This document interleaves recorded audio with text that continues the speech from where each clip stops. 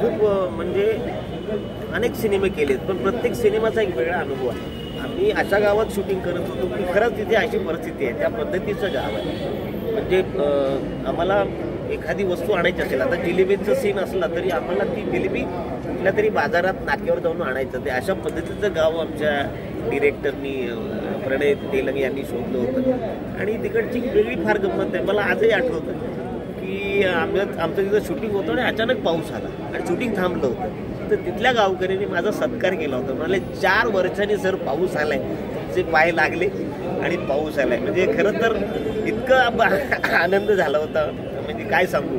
म्हणजे हे असं काही आम्ही गेल्यामुळे झालं नाही, पण त्यांना इतका आनंद झाला की सर तुमचं पाय लागले. आणि सो म्हणजे आमचे डिरेक्टर जे तेलंग सर आहेत, खरंच एक शॉर्ट किंवा डिव्हिजन एक छान प्रकारे करतात. त्यांना माहिती आहे अजून काय करेल, फिलिमची काय करतील, जामगावकर काय करतील. तर त्या पद्धतीने आमच्यावरती आम्ही ते एक सीनच्या आधी बोलायचो, चर्चा करायचो.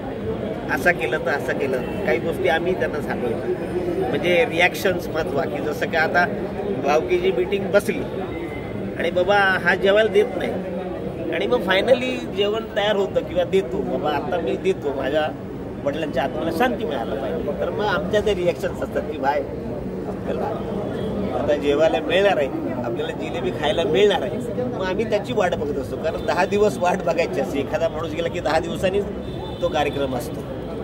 तर फारच अनुभव चांगला आहे. तुमच्या भूमिकेविषयी काय? माझी जशी सांगितली हलकी फुलकी भूमी आहे.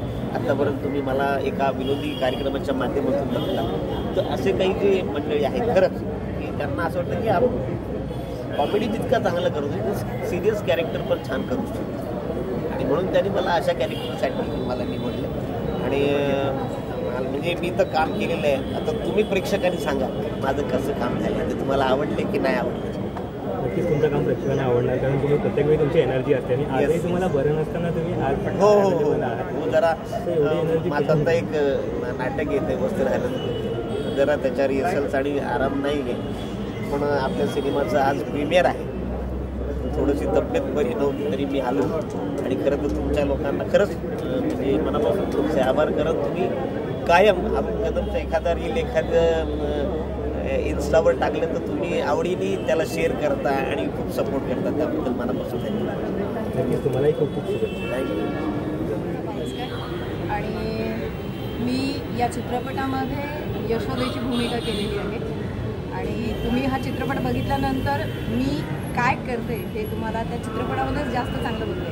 खरं सांगायचं झालं तर चित्रपट हा भारतीय लोकांच्या एक मनातला विषय आहे, जिव्हाळ्याचा विषय आहे. आणि आपण चित्रपटातून त्या गोष्टी मांडत आलो आहोत आजपर्यंत, ज्या गोष्टी भारतीय माणसांच्या मनामध्ये आहेत. आणि मला वाटतं परंपरा या निमित्तानं आम्ही लोकांच्या घरामध्ये, गावामध्ये आणि ऑल ओव्हर सगळीकडेच जगभरामध्ये ज्या काही परंपरा नावाच्या गोष्टी असतात त्याच्याविषयी भाष्य करण्याचं एक फार मोठं काम केलेलं आहे. आणि मला वाटतं की तुम्ही सगळ्यांनी तो सिनेमा थिएटरमध्ये पाहावा आणि मग तुम्हाला त्याच्या पाठीमागचं सत्य आणि करावं नाही करावं हा विचार करण्याची एक किल्ली मिळू शकेल तुम्हाला त्याच्यामधनं.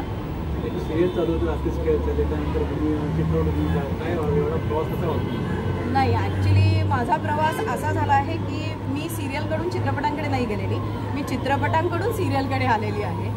म्हणजे मी ज्यावेळी मुंबईत आले तोपर्यंत माझे बरेच सिनेमे झाले होते. मग त्याच्यामध्ये 72 मैल आहे, त्याच्यानंतर टुरिंग टॉकीज आहे. आणि मुंबईमध्ये आल्यानंतर मग गुरु सिनेमा वगैरे झाला. आणि आत्ता पण मी एक सिनेमा केला जो गेल्या फेब्रुवारीमध्ये माझा रिलीज झाला होता, डिलिव्हरी बॉय नावाचा. तो आता हिंदीमध्ये सुद्धा रिलीज होतो आहे. सिनेमामधून मी सिरियलमध्ये आलेली आहे, सिरियलमधून सिनेमामध्ये गेलेली नाही आहे.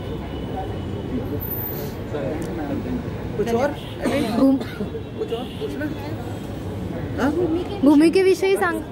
माझी भूमिका मी तुम्हाला म्हटलं ना की गावामध्ये शहरांमध्ये काही परंपरा असतात आणि रादर गावामध्ये शहरामध्ये असं नाही तर आपल्या घराघरांमध्ये सुद्धा पिढीजात काही परंपरा असतात, ज्या परंपरांना वेळ प्रसंग आल्यानंतर खरं तर बदलाव्या असा नियम आहे. म्हणजे श्रीकृष्णांनी गीतेत सुद्धा सांगितलेलं आहे की जे तुम्ही पाळताय, ज्याचं तुम्ही वहन करताय, जो तुम्ही नियम मानताय, तो तो तुम्ही आंधळेपणाने कुठलाच नियम पालन करू नका. त्याच्या पाठीमागचं सत्य जाणून घेतल्याशिवाय त्या गोष्टीवर कृती करणं ही चुकीची गोष्ट आहे. तर आम्ही परंपरामध्ये सुद्धा तेच मांडलेलं आहे की तुम्ही जी गोष्ट ॲज अ परंपरा म्हणून या ठिकाणी पालन करत आहात, एकदा ती गोष्ट चांगली आहे, वाईट आहे, गावासाठी, माणसांसाठी कितपत योग्य आहे हे बघा, याच्यावर विचार करा आणि नंतर मग हे करा. आणि मी या सिनेमामध्ये एक असं पात्र केलेलं आहे की हे पात्र ना धड तुम्हाला ती पालन करा म्हणून सांगतं, ना धड तुम्हाला ती पालन करू नका म्हणून सांगतं, पण ते पात्र असं आहे की ते तुम्हाला विचार करायला भाग पाडतं की आपण खरंच हे केलं पाहिजे का. या चित्रपटात तुमच्यासोबत मिलिंद शिंदे आणि वीणा दामकर आहेत, तर या दोघांसोबत काम करण्याचा अनुभव कसा? फारच सुंदर. मिलिंद शिंदे हे NSDचे विद्यार्थी आहेत आणि वीणा दामकर तर अतिशय सुंदर अभिनेत्री आहेत.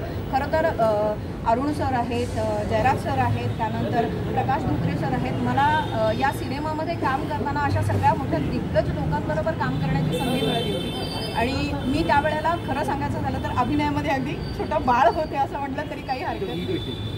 नमस्कार. आमचा परंपरा नावाचा सिनेमा आता थोड्याच वेळात तुमच्या सगळ्यांसमोर येणार आहे. परंपरा या सिनेमाची निर्मिती हरीश आणि अँड्री यांनी केलेली आहे. प्रणय निशाकांत तेलंग या सिनेमाचे दिग्दर्शक आहेत. या सिनेमात वीणा दामकर, शान नेमेंड आणखीसुद्धा या सिनेमात आहे. तर आज या सिनेमाचा पहिला प्रीमियर आपण ज्याला म्हणतो तो आहे आणि आज 12-13 वर्षांची सगळ्यांची मेहनत आहे, सगळ्या टेक्निशियनची मेहनत आहे, सगळ्या सेटिंग नाईट ऑडियन्सची मेहनत आहे. त्या सगळ्यांसाठी आज असा दिवस आहे की जे आपण जे केलं आहे, आपण सगळ्यांची मेहनत घेतली ती आज सगळ्यांना आपलं पडकार दिलं आहे. त्यासाठीचं म्हणून आजचं योजना आहे. तुम्ही सगळे एवढ्या मोठ्या संख्येने आलात, त्याबद्दल तुमचं स्वागत. या सिनेमाची एकूण जी भूमिका आहे सिनेमा करण्यामागची की माणसाला बऱ्याच वेळा आयुष्यात निर्णय घेता येत नाही, होत येत नाही की नक्की आपण कुठल्या बाजूला उभं राहायचं, कुठली बाजू घ्यायची, कुठल्या बाजूला उभं राहायचं, कुठल्या बाजूचं समर्थन करायचं, कुठल्या बाजूचा विरोध करायचा, ते त्या माणसाला कळत नाही. अशा एका माणसाची गोष्ट आहे आणि त्याला मग मित्रपरिवार आहे. काही मित्र सांगतात की ही चांगली बाजू आहे, काही मित्र सांगतात की ही चुकीची बाजू आहे. आणि त्या सगळ्या डायलॉगमध्ये पुस्तकाला एक श्रीपती नावाचा भूमिका आहे, पात्र जे आहे ते मी करतो. आणि शिवराम नावाचं ते पात्र आहे की जे या सिनेमातलं अतिशय पुरोगामी नवतेची वाट करणारं पात्र आहे. शिवराम नावाचं पात्र माझे स्नेही जवळचे मित्र प्रशांत नेमन यांनी केलेलं आहे. तर ही तुमच्या माणसाच्या असण्या नसण्याची गोष्ट आहे. निर्णय घेता येत नाही किंवा निर्णय घेता येतो या सगळ्यांची गोष्ट आहे. पण सगळ्यात महत्त्वाचं की माणसाला कणा नसला की माणसाला काहीच करता येत नाही, पाठीतली स्पाईन नसली की काही करता येत नाही. आणि मला वाटतं की एखाद्या माणसामध्ये, माणसाच्या पिढीमध्ये, माणसामध्ये ही स्पाईन यावी, तो पाठीचा कणा यावा, यासाठीचा हा सिनेमा आहे.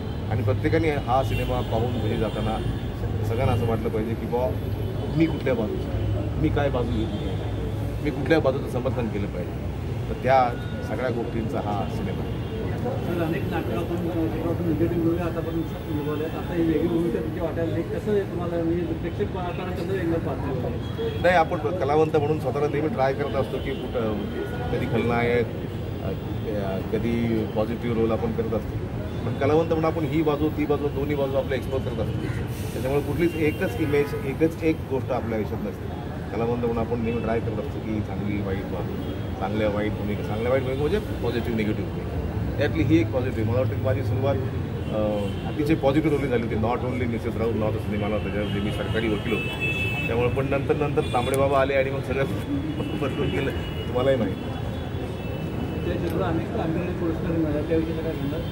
पुरस्कार मिळणं म्हणजे सगळ्या टीमच्या पाठीवर एक कौतुकाची थाप असते आणि कौतुकाची थाप ही फार महत्त्वाची. मला वाटतं की मी पण माझ्या गावी जेव्हा लोक कौतुकाची थाप पाठीवर मारायचे की छान काम करतोय, ती कौतुकाची थाप म्हणून इथपर्यंत घेऊन आहे.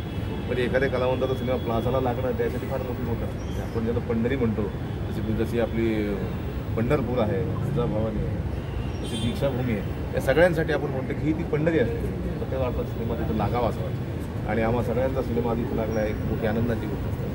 तुम्ही हिंदी आणि मराठी दोन्ही चित्रपटसृष्टीत तुम्ही काम करताय. वेब सिरीज हिंदीमध्ये तुमचं चांगलं कौतुक झालेलं आहे. तर या दोन्ही इंडस्ट्रीमध्ये काम करताना फरक काय जाणवतो? ही आपली आहे ती थोडी मोठी व्यापक आहे, इथला व्यवहार मोठा आहे, पण इथल्या विषयांचं वैविध्य जे आहे ते सगळीकडे नाही. कारण म्हणजे आता हिंदी सिनेमासुद्धा आता एक विषयाच्या वैविध्याकडे यायला लागले आहे आणि मला वाटतं की सगळे मिळून आपण माणसांचे सिनेमे सांगायचा प्रयत्न करतो. फार पूर्वी हिरोचे सिनेमे यायचे, हिरोचं नाही पाहायचं, सगळे हिरो हिरो हिरो. मग एक हिरो येणार, मग विलनला मारणार आणि तो विजय होणार, निघून जाणार. पण काही पराभूत माणसाच्या पण काही गोष्टी असतात की नाही, माणसं हातात पण नाही शकत की नाही. त्या हरणाऱ्या माणसाची गोष्ट, त्या हरण्यातून जिंकणाऱ्या माणसाची गोष्ट आपण म्हणत असतो. सर हल्ली दिसत आले की भाषेची काही कोणतं बाउंड्रीज राहिली नाही, कोणतं हे राहिले नाही. तर ज्या प्रकारे आता भाषामध्ये म्हणजे आता ज्या प्रकारे तुम्ही हिंदीचा उल्लेख केला, हिंदी किंवा कोणतीही भाषा ज्या स्पेशली इंडियामध्ये होतात, तर आता कोणतेही खोल्यापासून कोणत्याही भाषेबद्दल आपण काम करू शकतो, कुठेही आपण हे करू शकतो. त्याची काय आता बाउंड्री राहिलेली नाही. तर याच्यामध्ये हे जे आता नॅशनल लेवलची खोल्यापासून तुम्हाला कसं आठवण येतं आणि एक अभिनेते कसं तुम्ही याच्याकडे पूर्वी सिनेमा फक्त भाषेतनं बोललं जायचं किंवा ही हिंदी आहे, ही उर्दू आहे, ही पंजाबी. पण आता सिनेमाचे विषय असे आले की ते सर्व विषय सगळ्या समजतात. आणि मग फिल्म मेकर सुद्धा, दिग्दर्शकसुद्धा तो सिनेमा असा मांडतात की तो भाषा जरी नाही कळली तरी व्हिज्युअलमधनं, टेकिंगमधनं सगळ्या तो कळला पाहिजे. सर ते या सिनेमात ज्या तुमच्या सहकलाकार आहेत वीणा जामकर, या बाबू बँडबाजा या सिनेमात देखील तुमच्यासोबत नाही, त्या दुसऱ्या. मग या वीणा जामकर मॅडमसोबत काम करण्याचा अनुभव अतिशय उत्तम. म्हणजे मला वाटतं आजच्या घडीला तर उत्तम अभिनेत्रींची संख्या काढली 10-12, तर त्याच्यामध्ये त्याचं नाव आहे.